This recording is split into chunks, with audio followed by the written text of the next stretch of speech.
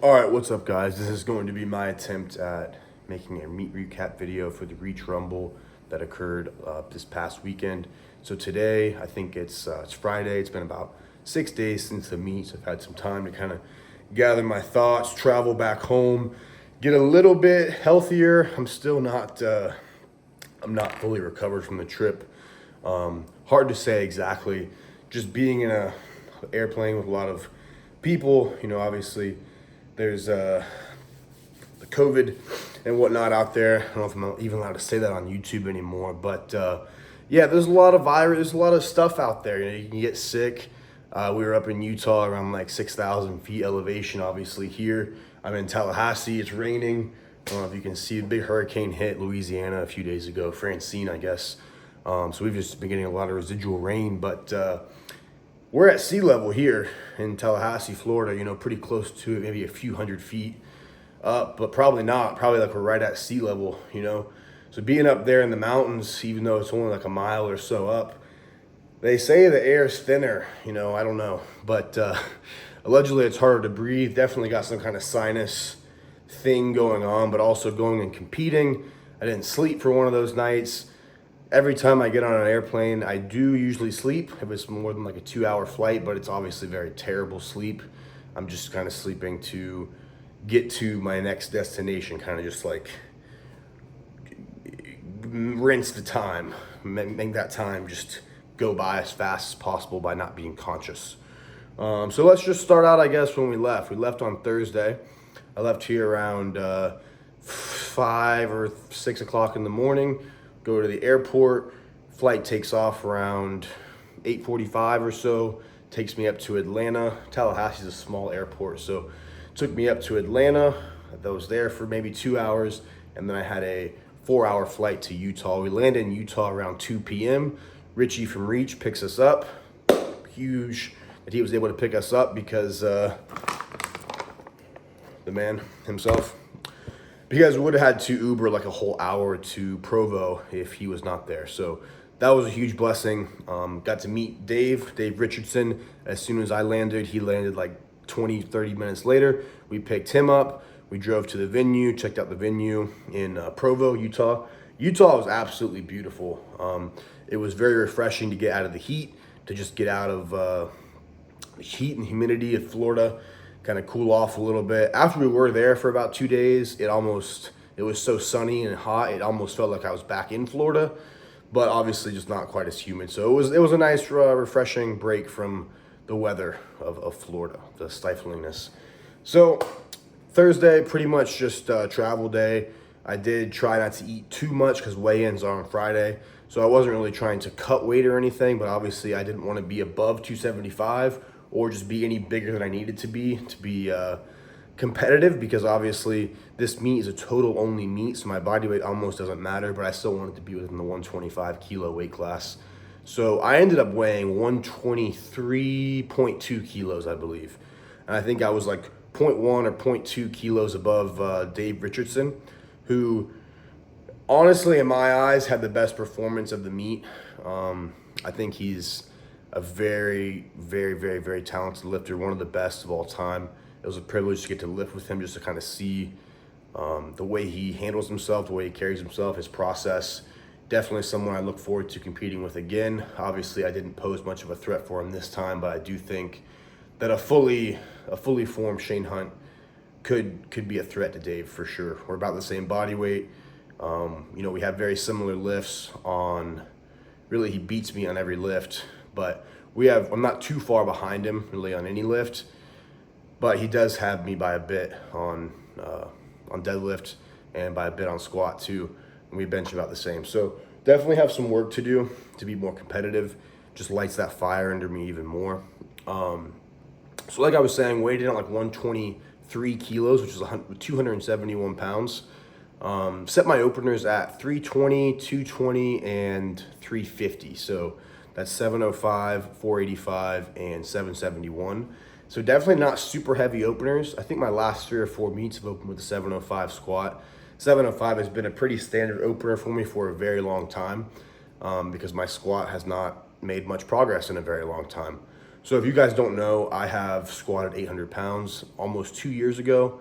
I've squatted 793 pounds in competition about 2 weeks after I first hit 800 in the gym.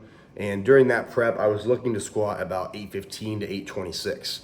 Squat was feeling amazing. I ended up getting this crazy sinus infection out in Texas and it lasted like almost a whole month, but I competed about 2 weeks after I got sick, and I was just in the middle of being super sick and still had my best meet that I've ever had, but it still didn't feel like a full representation of my true strength.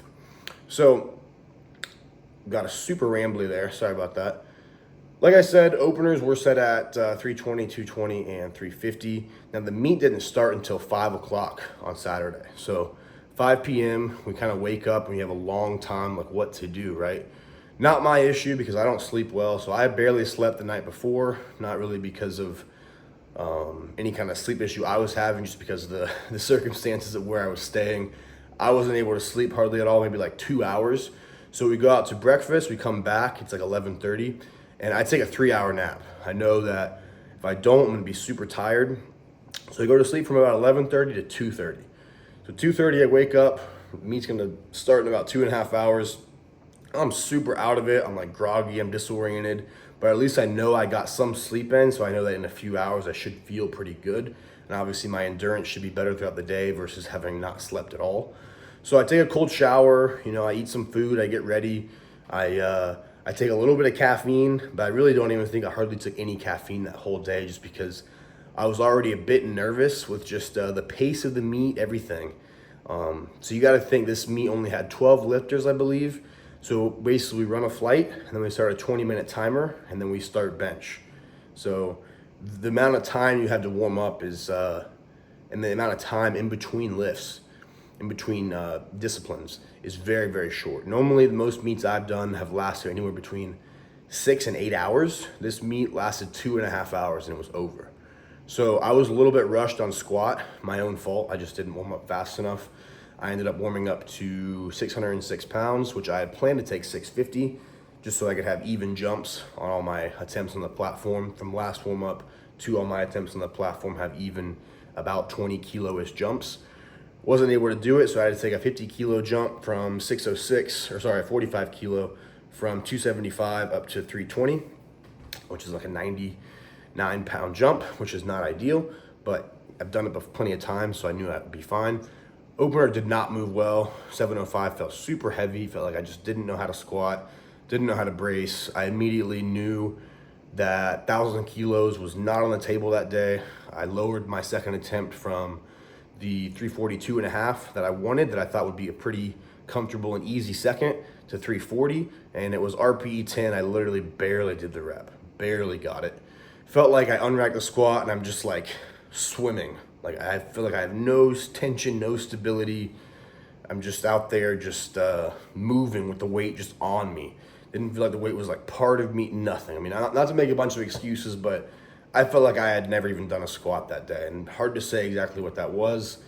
I'm definitely losing weight doesn't help, but I have been able to squat that weight for years, much, much easier.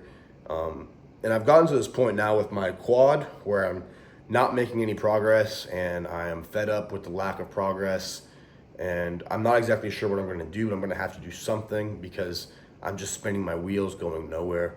So after that, I was pretty demoralized, to be honest. I ended up scratching my third attempt squat, and obviously I'm not a quitter. I'm not gonna leave the meet. I'm not gonna quit the meet. I know that I'm strong, and I know that I can suffer a lot. So I went for 3 for 3 on bench. I realized that I've never actually failed ever since I went to competing in untested powerlifting. I've never failed a bench press in competition, never. I've been successful in every single bench press attempt. I have scratched attempts, not taken them, but I've never failed a bench press in competition. So very happy with that. I was able to secure a 235 kilo bench press, which is a PR at this body weight. The most I'd ever bench pressed at under 275 was 512, I believe, at the Pioneer last year, Pioneer on the beach. My deadlift, I opened at, like I said, 350, and obviously on a power bar. This is the lightest deadlift opener I've had in a very long time. I was opening at over 800 pounds for the last 3 years. Never opened lighter than that, but obviously this meet, pulling conventional, pulling on a power bar. Open with 770, super easy, really smooth. Jumped straight to 380 kilos, which is 837. And now this was not an easy deadlift. It looked relatively easy, but if you watch at lockout, my hook grip is definitely not the most secure. It's starting to slip a little bit. So from the 380, I pretty much knew I was cooked, but put in 400 anyway. There's nothing, the day is over. If you don't go for it, you're kind of just a pussy. So I put the 400 in there, and obviously I wanted to pull 400 kilos. I would have been, I think, the third man to ever pull 400 kilos, conventional and sumo, in the same, in competition. Obviously, plenty of people have been able to do it. Jamal could easily do it.